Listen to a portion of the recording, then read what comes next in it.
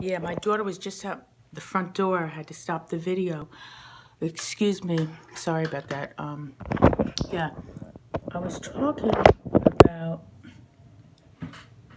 eating healthy and finding foods that I could eat and incorporate in my diet that will help me to lose this weight and bring down my cholesterol levels.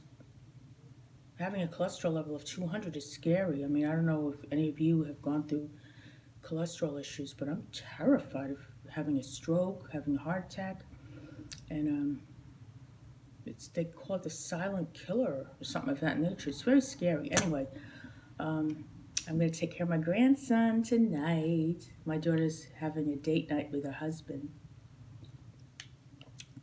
They both work so hard, and they deserve to have some time to themselves. This is pretty good. Oh my God. It's like macaroni, beans, and carrots. It reminds me of minestrone with the I grew up on these kind of it's chickpeas. I taste chickpeas. Very delicious. It's tasty, and I don't taste a lot of salt. Usually, some of these soups they have in the market have a lot of salt. You could taste it right off the bat as soon as you put the first spoonful in your mouth. And this soup, I can say that I don't taste any salt. I grew up on Campbell's soup. I'm sure you're all familiar with Campbell's soup.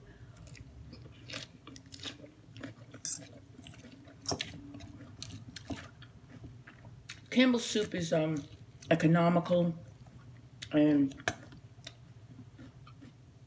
we didn't have a lot of money growing up.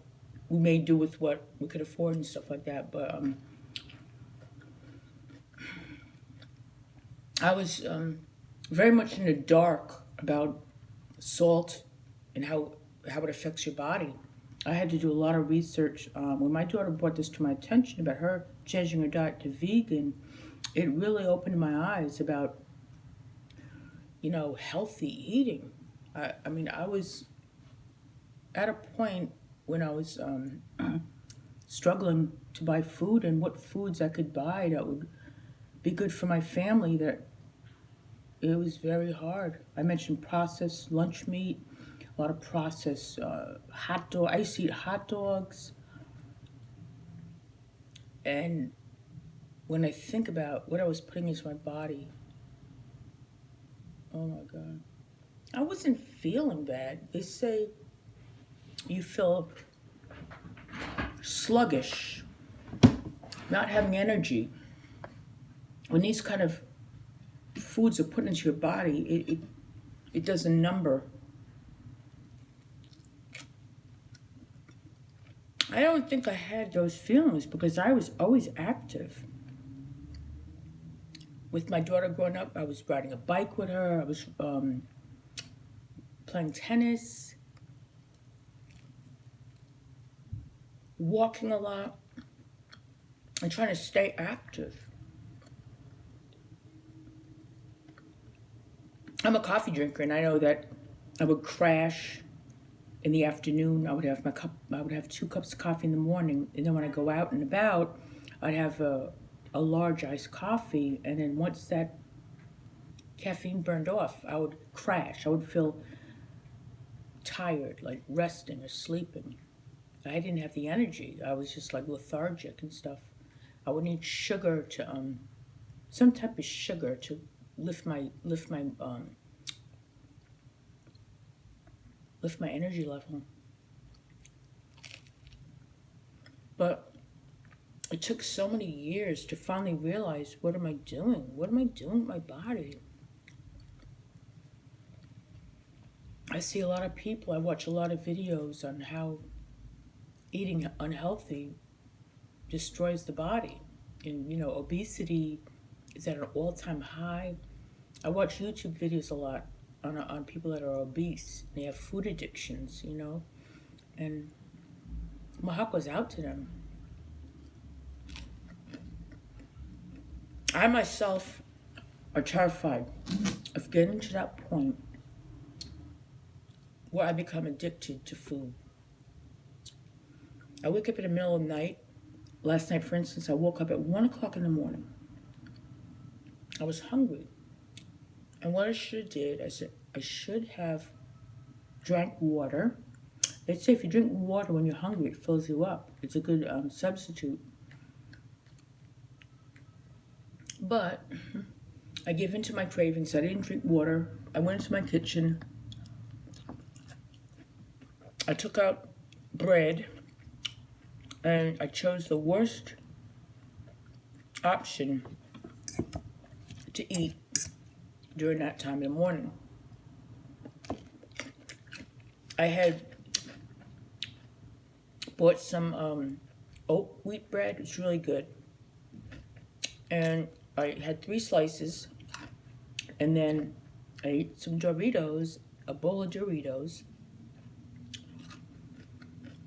And then I had a piece of fruit.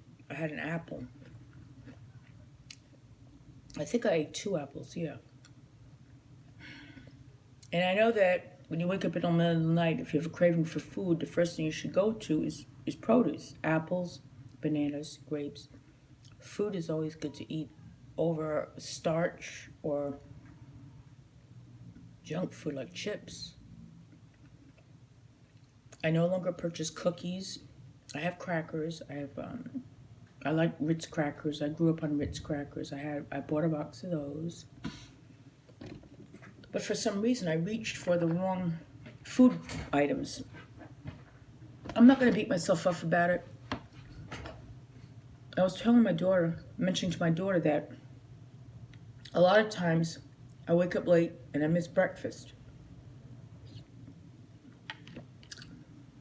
And by the time lunch rolls around, I'm starving and I end up overeating. And a lot of times I'm not hungry at dinner, and then I go to bed at 10 or 11 o'clock and I wake up in the middle of the night, like 1 or 2, and I'm hungry. So what I have to do is get myself on a schedule as far as waking up at 5 o'clock, having my breakfast, and then just get on that schedule of lunch, dinner, snacks. And sometimes it's very hard to do, to get on that schedule. That's what is going wrong with me. And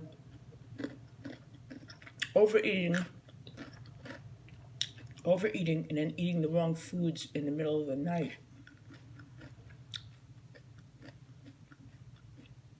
I try to fight those cravings. It's so hard because I can't sleep. If I have a craving, I'm just tossing and turning. It's just so hard. I mean, I know there's food there. I've been in a situation where there's no food in my cupboard and I have this craving, and I have to deal with it. I have to just say, I have to get through the night somehow, and I drink water. And that's what I do.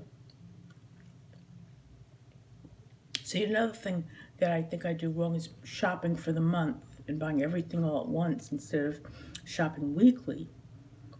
Because I overeat. I tend to overeat if I shop for the month and have all the food I need. But I was talking to my daughter, and she said her and her husband buy weekly.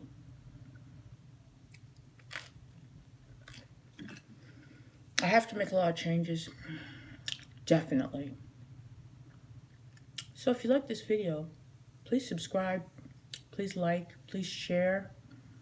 I appreciate your support, and thank you.